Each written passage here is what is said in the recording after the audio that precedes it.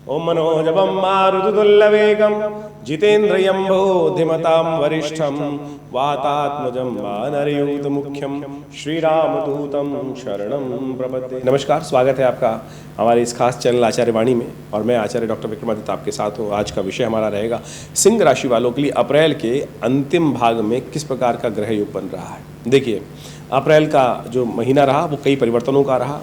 सूर्य राहु की युति हटी, शनि और मंगल की युति लगातार चलती रही, और इस अप्रैल के अंतिम भाग में शनि और मंगल की युति जो चल रही थी वो समाप्ति की तरफ जाएगी। ये एक बहुत बड़ा रिलीफ रहेगा। देखिए, शास्त्र के दृष्टिकोण से शनि मंगल की युति जो होती है विप्लवकारी, विस्फोटकारी मानी जाती है, अशांति की तरफ ले जाती है, मन को अशांत करती है और संसार को भी अशांत करने का प्रयास करती है। अब ये युति समाप्त होगी अप्रैल के अंतिम भाग में। इसके साथ साथ शुक्र का, मंगल का, बुध का, इन सब ग्रहों का परिवर्तन होने का योग बनेगा। यदि सिंह राशि के हिसाब से बात करें तो सिंह राशि के स्वामी सूर्य परमोच्च स्थिति में इस वक्त सुंदर तरीके से विराजमान है, भाग्य में विराजमान है, और साथ साथ बृहस्पति के साथ विराजमान है। ये बड़ा सुंदर योग आपके लिए बना हुआ है, और इसमें आपके लिए कई प्रकार के सुंदर अवसर आपको प्राप्त होने के योग बनेंगे। तो आप सुंदर तरीके से समझ लें कि इस महीने में आपको कैसे अपने ग्रहों को पूरी तरह से यूटिलाइज करने के लिए, समय का लाभ लेने के लिए कौन कौन से खास उपाय कब करने चाहिए, ग्रहों की स्थिति आपके लिए सिलसिलेवार तरीके से कैसी रहेगी। 26 अप्रैल की, यदि हम विशेष तौर पर 25 अप्रैल की बात करें तो उस दिन द्वितीया तिथि है और ग्रहों का परिवर्तन का योग है, और सबसे बड़ा परिवर्तन चंद्रमा का परिवर्तन हो रहा है। चंद्रमा तुला से निकलकर चंद्रमा महाराज जो हैं वो विशेष तौर पर वृश्चिक राशि पे जा रहे हैं, चतुर्थ भाव में जा रहे हैं, और ये थोड़े खर्चे बढ़ाने के योग दे सकते हैं। स्वास्थ्य का ध्यान रखने की ज़रूरत है। मनोमस्तिष्क में थोड़ी सी हिम्मत में कमी आने के योग बन सकते हैं, ध्यान रखिएगा। थोड़ा सा पुरुषार्थ जो है वो कम होता दिखाई देगा। थोड़ा सा विशेष तौर पर मन जो है वो थोड़ा सा किसी भी चीज़ में हिम्मत करने से बचेगा। तो ऐसे में थोड़ा सा उपाय करने का प्रयास करें। केसर का उपयोग करें। केसर का उपयोग करके बहुत सुंदर तरीके से आप लाभ के योग बना सकते हैं। केसर का तिलक करें, हल्दी का तिलक करें, थोड़ा सा हो सके तो भगवान विष्णु की उपासना करें। ये आपके लिए अच्छे उपाय हैं, इनको करके लाभ ले सकते हैं। वहीं 26 अप्रैल के दिन द्वितीया तिथि, वृद्धा तिथि है, थोड़ा सा बढ़ रही है द्वितीया, शुक्रवार का अवसर है, और ग्रह का परिवर्तन हो रहा है कि मीन राशि में चल रहे जो बुध हैं वो मार्गी होने जा रहे हैं। बुध थोड़े से पीछे चले गए थे मीन राशि में, अब पुनः वापस आते दिखाई दे रहे हैं। परिवर्तन का योग बन रहा है। बुध का ये मार्गी होना एक तरह से बुद्ध की शक्ति को संचार करेगा। बुध मीन राशि में जाकर क्षीण हो जाते हैं, कमज़ोर हो जाते हैं।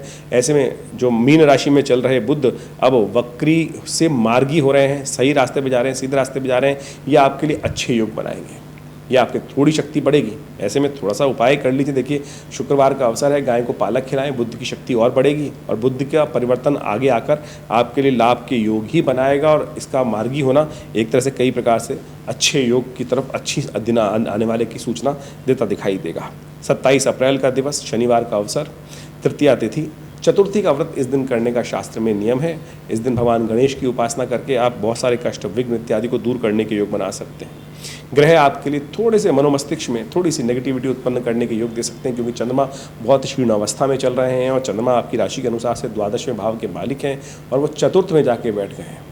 बड़े कार्यों से, विशेष तौर पर बाहर देश से बाहर संबंधित कार्यों से, विदेश से संबंधित कार्यों से, अपने जन्म स्थान से दूर के कार्यों से, वहाँ से आपको लाभ होने के योग बनते दिखाई देंगे, और वो आपके लिए अच्छा योग बनाता दिखाई देगा। भगवान गणेश की उपासना करें। शनि महाराज को प्रसन्न करने के लिए शनिवार का दिवस है। पीपल के पेड़ के पास जाकर एक दिया प्रज्वलित करें, थोड़ा तिल उस पर अर्पित करें, पीपल की प्रदक्षिणा कर लें। ये सारे के सारे उपाय शनि के दोषों को शमन करने के योग बनाएंगे। शनि महाराज लगातार आपके सप्तम भाव में चल रहे हैं, तो वो कहीं ना कहीं थोड़ा सा जीवन में अड़ियलपना ला सकते हैं, और शनि के दोषों को शमन करने के लिए ये जो उपाय बताया है ये करने से आपको लाभ ही प्राप्त होगा। 28 अप्रैल का दिवस, चतुर्थी तिथि, उदय तिथि रहेगी, और रविवार का अवसर रहेगा। लेकिन इस दिन ग्रहों का परिवर्तन जो हो रहा है, शुक्र महाराज अस्त होने जा रहे हैं। शुक्र भाग्य में चलते हुए थोड़े अस्त हो जाएंगे, तो ऐसे में शुक्र को ताकत देने की ज़रूरत रहेगी। सूर्य के बिल्कुल सन्निकट आने के कारण से सूर्य का जो अस्त होना है वो विशेष तौर पर थोड़ा सा आपके जीवन में कहीं ना कहीं थोड़ा सा आपकी बुद्धि में थोड़ा सा जो डिप्लोमेसी है उसमें कमी लाने के योग बना सकता है। बुध नीच के चल रहे हैं, शुक्र का अस्त होना, ऐसे में थोड़ा शुक्र को ताकत देने की ज़रूरत है। गाय का पूजन करें, अच्छा रहेगा, और सबसे श्रेष्ठ गाय का पूजन करने से आपके कष्ट, गाय को एक रोटी खिला दीजिए। रविवार का अवसर है, लाभ प्राप्ति के योग बनेंगे। धनु राशि में चंद्रमा का प्रवेश हो रहा है। सुबह करीब 4:25 पर ये परिवर्तन का योग बड़ा अच्छा है। ये धन आगमन की सूचना देता है। बृहस्पति के साथ चंद्रमा का संबंध हो रहा है, ये बड़ा सुंदर आपके लिए रहेगा। सर्वार्थ सिद्ध योग का भी योग बन रहा है, तो नए कार्य आरंभ करने के लिए दिन अच्छा दिखाई देता है। 29 अप्रैल का दिवस पंचमी तिथि उदया तिथि है और सोमवार का अवसर है और सोम पंचमी का सुंदर योग बन रहा है।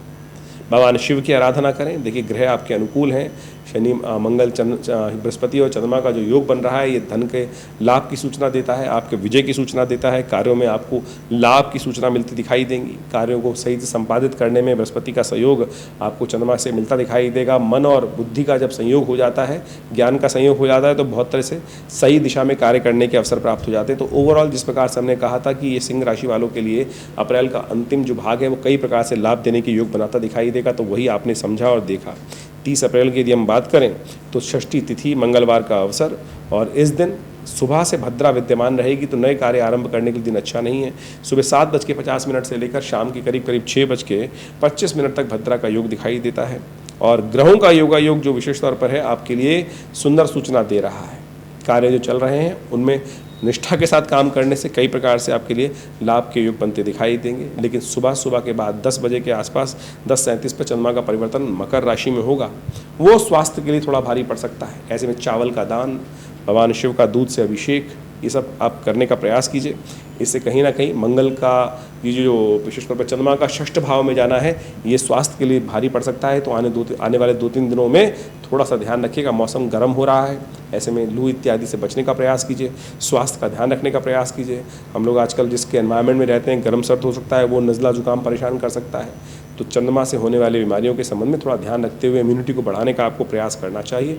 ये सुंदर योग आपकी राशि के अनुसार से हमने आपको बताने का प्रयास किया।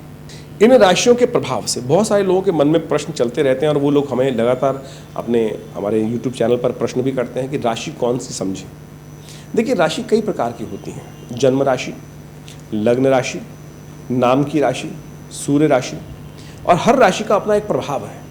हम आपकी राशि के अनुसार से यहाँ जन्मपत्री जो पूरी हॉरोस्कोप को डिस्कस करने का प्रयास करते हैं। जितना % जिस राशि का प्रभाव है उतना % पहले सबसे पहले जन्मपत्री को अच्छे से एनालाइज करने की ज़रूरत होती है, कौन सी राशि आपके लिए प्रभावी है।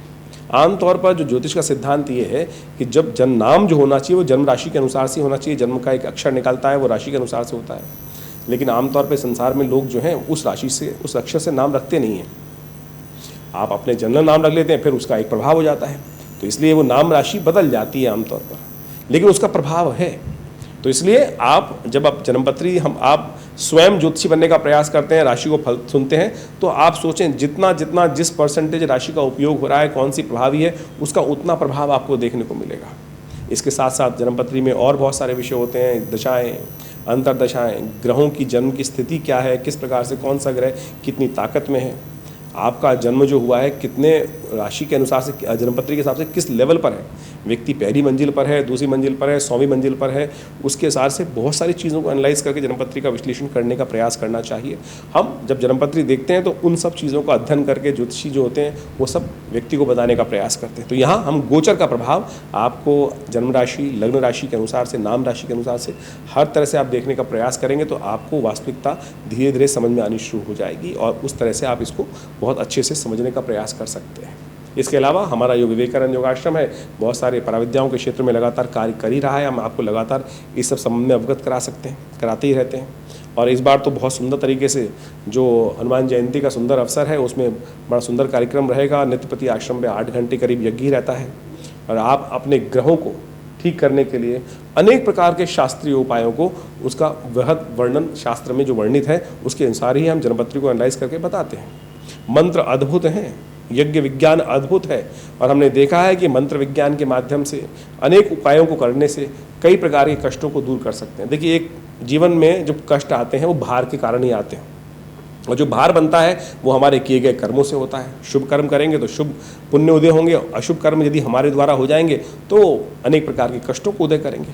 उन कष्टों को ठीक करने के लिए हम अनेक प्रकार के उपाय शास्त्र में वर्णित हैं। मंत्र जप, यज्ञ, विभिन्न प्रकार के दान, विभिन्न प्रकार की औषधियों का सेवन, ये सब उपाय शास्त्र में वर्णित हैं। उन सब उपायों को करकर इन कष्ट का और जो पाप पुण्य जो है उनका अकाउंट घटा बढ़ा सकते हैं आप। और उनके घटने बढ़ने से समझिए आपके जीवन में पुण्यों का उदय होने से कष्टों से निवृत्ति प्राप्ति करने के योग बन जाते हैं।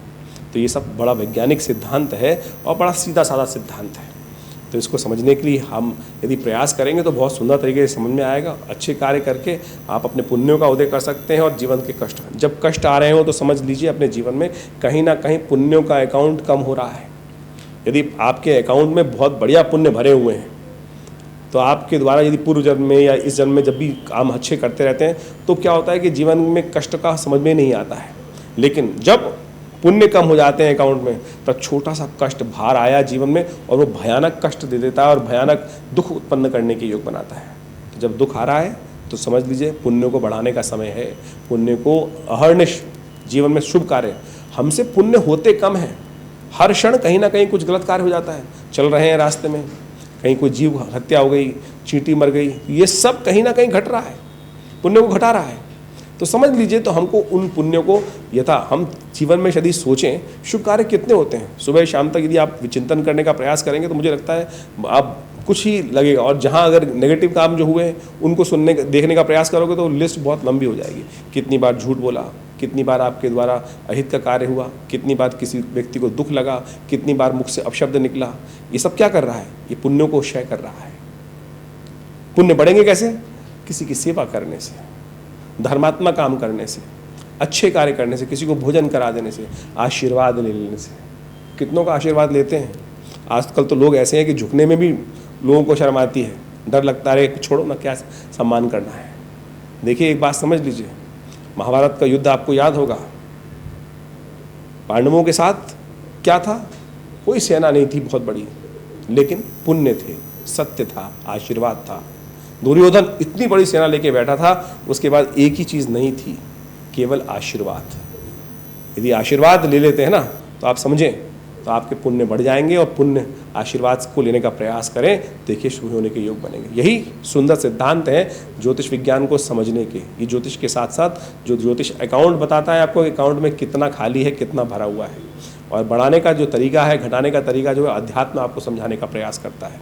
हमने विवेकानंद योगाश्रम में इन्हीं सब चीज़ों के लिए, शोध के लिए बहुत सारे कार्य लगातार करते रहते हैं। आश्रम पर नित्य प्रति 8 घंटे करीब यज्ञ चलता ही है। रविवार को उस यज्ञ में सम्मिलित सब लोग हो सकते हैं।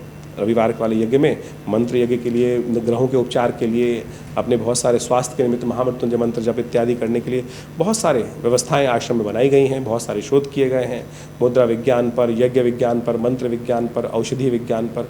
इन सब में लिए हमारे लिए बहुत सारे कार्य चलते रहते हैं। आश्रम पर एक बहुत बड़ा हॉस्पिटल बनाया गया है योग प्राकृतिक चिकित्सा आयुर्वेद के लिए, जो भारत सरकार से मान्यता प्राप्त है। तमाम सरकारी लोग जो सेंट्रल गवर्नमेंट के पैनल पे हैं, दिल्ली गवर्नमेंट के पैनल पे हैं, दिल्ली पुलिस के पैनल पे हैं, वो सब इस सुविधा को योग प्राकृतिक चिकित्सा में के द्वारा आयुर्वेद की चिकित्सा के माध्यम से लाभ ले रहे हैं। और हमने अद्भुत रूप से लाभ देखा है। बहुत सारे एलोपैथिक मेडिसिन के चक्कर में जीवन लोगों को निकल जाता है, चाहे लाइफस्टाइल डिसऑर्डर डिसीज़ हैं, डायबिटीज़ है, ब्लड प्रेशर है, शुगर है, और कमर दर्द, सर्वाइकल स्पॉन्डिलिटिस, बैक एक। हमने योग प्राकृतिक चिकित्सा के माध्यम से ऐसी सुंदर व्यवस्थाएं अपने संस्थान में रखी हैं कि आप उन समस्त सुविधाओं को लेकर अपने तमाम रोगों को दूर भगाने का प्रयास कर सकते हैं। और सुंदर तरीके से ये सब चीज़ें काम करती हैं। इनका सब वैज्ञानिक आधार है। पूरे विश्व में आज लोग योग प्राकृतिक चिकित्सा आयुर्वेद का लाभ लेते हुए कार्य करने का प्रयास कर रहे हैं। तो आप भी बाकी जो चीज़ें जो इस संसार में आधुनिकता के नाम पर जो कार्य किए जा रहे हैं, उसके साथ साथ इन भारतीय प्राचीन योग विज्ञान, आयुर्वेद विज्ञान, चिकित्सा विज्ञान के साथ लीजिए। हमारे पास डाटा ओरिएंटेड रिजल्ट्स हैं और हमने जो बहुत अच्छे से एनालाइज करके देखा है वो बहुत अद्भुत कार्य करते हैं। आप समझिए मुद्रा विज्ञान, मैं आपको यहाँ एक बात बताने का प्रयास करता हूँ। हृदय संबंधित रोग पूरे विश्व में आज परेशान कर रखा है। हर कोई गोली खाकर ही अपने ब्लड प्रेशर को कंट्रोल करने का प्रयास कर रहा है। ये मृत संजीवनी मुद्रा है। मैंने ये मुद्रा का अभ्यास हज़ारों लोगों पर करके देखा। बहुत पिछले करीब 50 सालों में इस मुद्रा, आज से 1978 में मेरे पिता आचार्य श्री केशवदेव जी ने इस मुद्रा की खोज करी। उससे पहले शास्त्र में कहीं वर्णित नहीं थी ये हृदय की मृत संजीवनी मुद्रा, और हमने इसका लाभ देखा। अद्भुत है। 3 सेकंड में this mudra is capable of giving the first to the heart patient. आप 100 बेटे टैबलेट लेंगे, उसमें भी टाइम लगेगा, लेकिन उससे पहले 100 बेटे टैबलेट मना नहीं करें, आप जो लेना चाहते हैं मेडिसिन लें, लेकिन उससे पहले ये मुद्रा कुछ देर अभ्यास तो करें। कुछ ही देर में आपके हाथ को साउंड कर कर ये आपके कष्टों को दूर करने का योग बनाएगी और सुंदर तरीके से लाभ देगी। इसके ऊपर बहुत सारी और पुस्तकें विद्यमान हैं और पुस्तकों में के माध्यम से हमने बहुत सारे उपचार के माध्यम बताए हैं। इन समस्त पुस्तकों में कान में दर्द चल रहा है, ये शून्य मुद्रा करके देखिए। 3 मिनट में कान का दर्द, कान की होने वाली समस्याएं दूर करने में लाभ देगी। ऐसी बहुत सारी मुद्राएं। बच्चों को याद नहीं होता है, आपको नींद नहीं आती है, आप रोज़ गोली खाते हैं, कुछ ध्यान योग का सहारा लीजिए, प्लस ये ज्ञान मुद्रा का अभ्यास, पहली उंगली अंगूठे के साथ इस मुद्रा को लगा देने से ये ज्ञान मुद्रा बन जाती है। ये हमारे आश्रम के द्वारा ही पूरे विश्व में मुद्राएं पहुंचाई गई मेरे पिता आचार्य श्री केशव देव जी के द्वारा। बहुत सारी पुस्तकें लिखी गई आश्रम में इन सब चीज़ों के ऊपर, और पूरे विश्व में आज जितने भी लोग मुद्राओं का उपयोग कर रहे हैं वो कहीं ना कहीं हमारी पुस्तकों के माध्यम से, हमारे आश्रम के शोध के माध्यम से ही कर रहे हैं। आप किसी वेबसाइट पे जाएं, आचार्य केशव देव जी का नाम डालें, मुद्राओं का नाम डालें, आपको पूरी ऑथेंटिसिटी प्राप्त होगी और बहुत सुंदर तरीके से इन सब चीज़ों का लाभ प्राप्ति करने की योग बनेगी। तो हम ये समझाएं कि ज्योतिष, अध्यात्म, मंत्र विज्ञान ये सब इंटर रिलेटेड है, ये सब का सब एक साथ चलता है। और हमने इन तमाम पराविद्याओं पर शोध भारतीय संस्कृति के अनुसार से हमारे इस आश्रम में पिछले 50 सालों से ये कार्य किए गए हैं।